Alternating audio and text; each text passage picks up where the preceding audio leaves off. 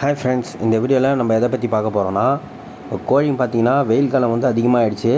வெயிலோட உஷ்ணமும் வெயிலோட தாக்கமும் அதிகமாக ஆகிட்டே வரதால் கோழி வந்து பார்த்திங்கன்னா வெள்ளை கழிச்சல் இல்லை திடீர்னு அப்படியே இறக்கிறது, குறுக்கி இறக்கிறது எல்லாம் வந்து அதிகமாகிட்டே வருது.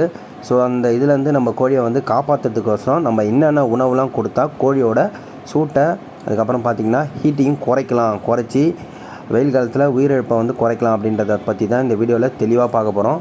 இந்த வீடியோ பிடிச்சிருந்தால் லைக் பண்ணுங்கள், கமெண்ட் பண்ணுங்கள், மறக்காமல் நம்ம சண்டைக்கோழி 2.0 சேனலை சப்ஸ்கிரைப் பண்ணி வச்சுக்கோங்க. வாங்க வீடியோக்குள்ளே போகலாம்.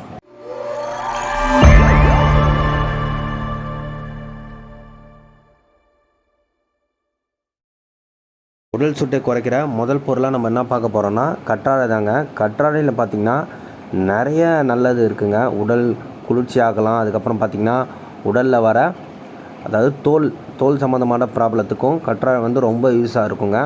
அதில் கற்றாழையை எப்படி கொடுக்கணும்னு பார்த்தீங்கன்னா, கற்றாழையை எடுத்துக்கோங்க, நல்லா கழுவிட்டு மேலே இருக்கிற அந்த பச்சை கலர் தோலை வந்து நல்லா சீவி எடுத்துருங்க. எடுத்துட்டா உள்ளே பார்த்திங்கன்னா வெள்ளை கலரில் ஒரு ஜெல்லி மாரி லேயர் இருக்கும். அந்த ஜெல்லி லேயர் தான் நம்ம கொடுக்க போகிறோம்.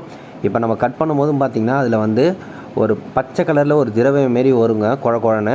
அந்த திரவத்தை வந்து பார்த்திங்கன்னா நல்லா கழுவிட்டு அந்த வெள்ளை கலர் லேயரை மட்டும்தாங்க நம்ம கோழி கொடுக்க போகிறோம்.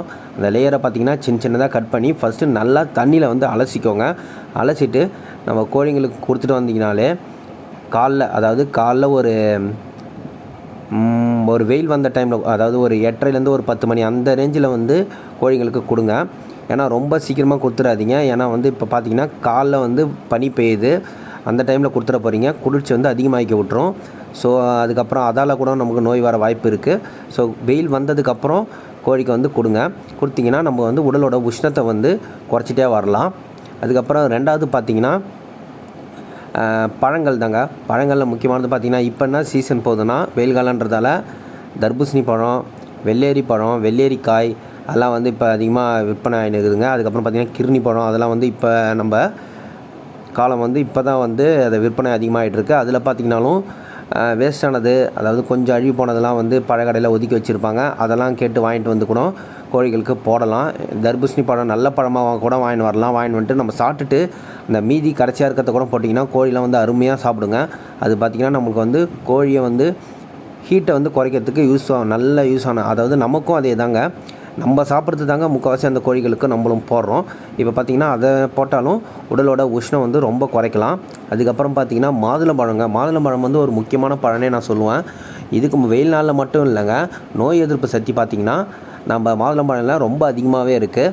ஏன்னா வந்து ஹீமோக்ளோபின் கண்டென்ட்னு சொல்லுவாங்க. அதை வந்து அதிகரிக்கிறதுக்கு நம்மளே வந்து மாதுளம்பழத்தை தான் சாப்பிட சொல்லுவாங்க. அந்த மாதிரியான பழத்தை வந்து கோழிக்கு வந்து வாங்கிட்டு வந்து போடுங்க. இதுவும் வந்து நான் நல்ல பழங்களை வாங்கிட்டு வந்து போட சொல்ல, கடையில் வந்து எப்பயுமே வந்து கொஞ்சம் அழுகுனதெல்லாம் வந்து ஒதுக்கிடுவாங்க, விற்பனைக்கு எட்டுன்னு வர மாட்டாங்க. அந்தமாரி பழத்தை வந்து நம்ம காசு கொடுத்து கூட வாங்கிட்டு வந்து கோழிகளுக்கு போடலாம். இதுமாரி போடுற வகையில் நம்ம வந்து நோயை வந்து வர்றதுக்கு முன்னாடியே தடுக்கலாம். அதுக்கப்புறம் பார்த்திங்கன்னா முருங்கைக்கீரைங்க. அதாவது எல்லா கீரையிலையும் பார்த்திங்கன்னா நீர் சத்து, நார் சத்து இருக்கும். இந்த நீர் சத்து குறையிறதால தான் நம்ம வெயில் காலத்தில் வந்து கோழிக்கு நோய் அதிகமாக வருதுங்க. அதெல்லாம் வந்து நீர் சத்து, நார் சத்து அதிகரிக்க வகையாக வந்து நம்ம பார்த்திங்கன்னா எல்லா கீரையுமே கொடுக்கலாம். பார்த்திங்கன்னா நம்ம ஏரியாவில் பார்த்திங்கன்னா முருங்கைக்கீரை தாங்க ஈஸியாக கிடைக்கும். இப்போ பார்த்திங்கன்னா எங்கள் வீட்லேயே முருங்கை மரம் இருக்குது. ஸோ சின்ன வயசுலேருந்தே அந்த முருங்கைக்கீரையை கொடுத்து பழம் காட்டினே வந்திங்கன்னா ஈஸியாக அதுக்கு வந்து நீர் சத்து வந்து கிடைக்கும். கோழி வந்து நோயில் வந்து ஈஸியாகவே காப்பாற்றிடலாம்.